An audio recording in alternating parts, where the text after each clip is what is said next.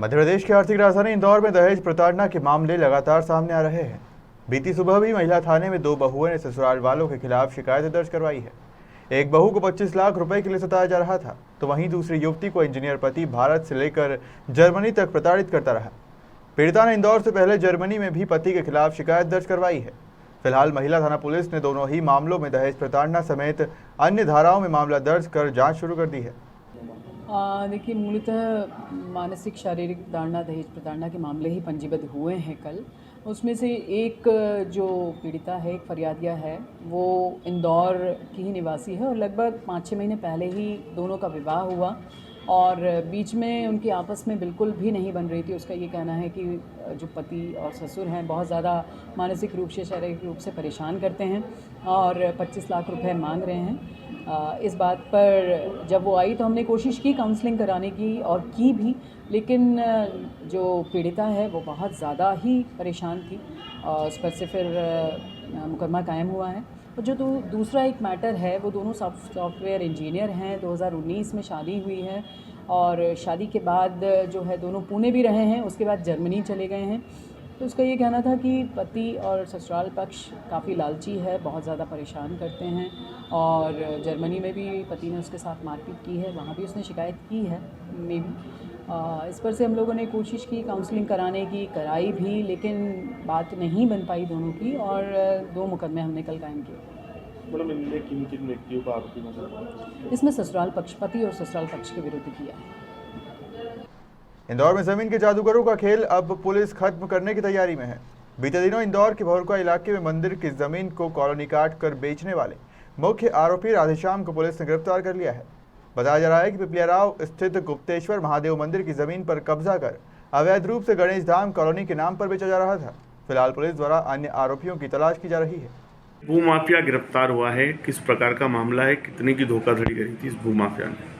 यह एक मामला था जो गुप्तेश्वर महादेव मंदिर की भूमि थी, खसरा नंबर 393 पिपलिया राव में ये ज़मीन थी। इस संबंध में ये FIR प्रभुद्वार मुकाती पटवारी द्वारा की गई थी कि कुछ लोगों द्वारा इस प्रतिग्रहण करके इसको गणेश धाम कॉलोनी के नाम से बेचा जा रहा है। इस संबंध में इस रिपोर्ट पर से आरोपी की आज गिरफ्तारी की गई है। आरोपी का नाम राधेश्याम पिता मथुरालाल कुमावत है, यही पिपलिया राव का रहने वाला है। इसको आज गिरफ्तार किया है। सर, कितने की जमीन थी? इनने करीब 90,000 वर्ग फीट जमीन बेची थी।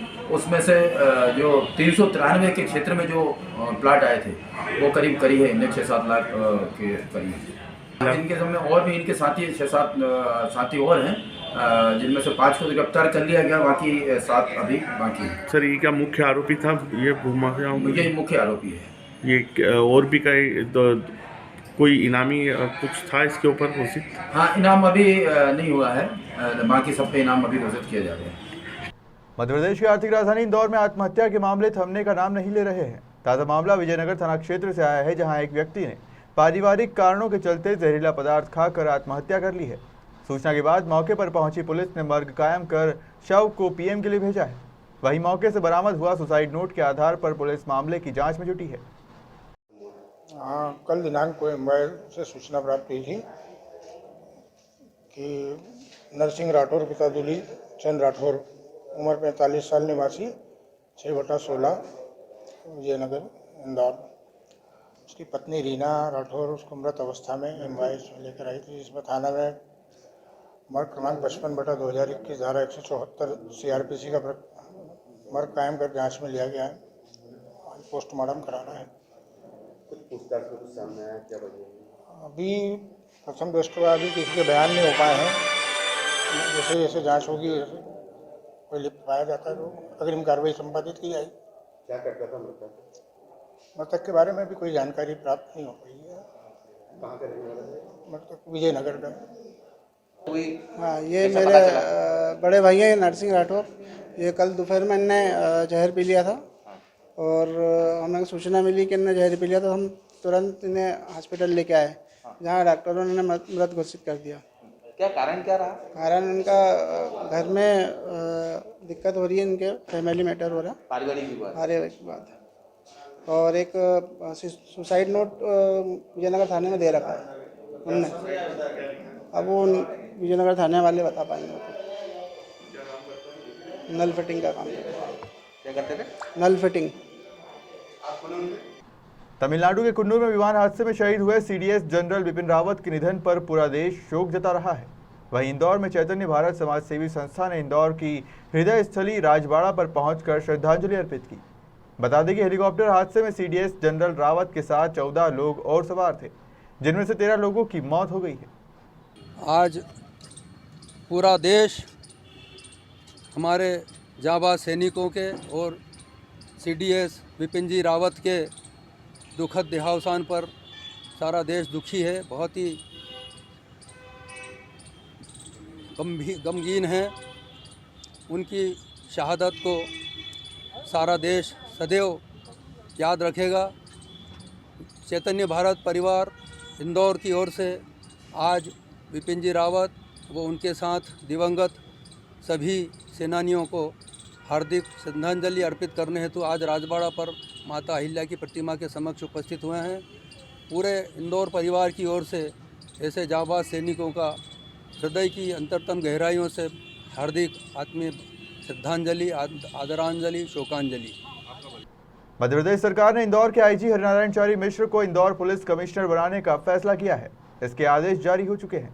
वहीं नई जिम्मेदारी मिलने पर हरिनारायण चारी मिश्र ने मीडिया से चर्चा करते हुए कहा कि पुलिस का उत्तरदायित्व और बढ़ गया है। महिलाओं और बच्चों की सुरक्षा को और मजबूत किया जाएगा। मुख्य तौर पर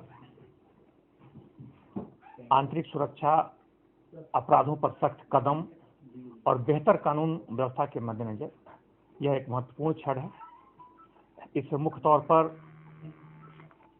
पुलिस पर इसमें उत्तरदायित्व बढ़ जाएंगे, उत्तरदायित्व बढ़े हैं और पुलिस की पूरी कोशिश रहेगी माननीय मुख्यमंत्री महोदय के मंशा के अनुरूप महिलाओं की, बच्चों की, बुजुर्गों की सुरक्षा को ज़्यादा से ज़्यादा बेहतर किया जाए, अपराधियों पर ज़्यादा से ज़्यादा सख्त लगाम हो, आम व्यक्ति के साथ सद्भावनापूर्वक, एक सदाफैदापूर्वक पुलिस का व्यवहार हो, सभी विभागों के साथ उचित समन्वय के साथ पुलिस काम करे और अंततः शहर की सुरक्षा को मजबूत किया जाए, आंतरिक सुरक्षा को बेहतर किया जाए और आम व्यक्ति की सुरक्षा को बेहतर किया जाए। इस मद्देनजर पुलिस आगे एक आपसी सामंजस्य से बेहतर तालमेल के साथ एक नए परिवेश में काम करेगी।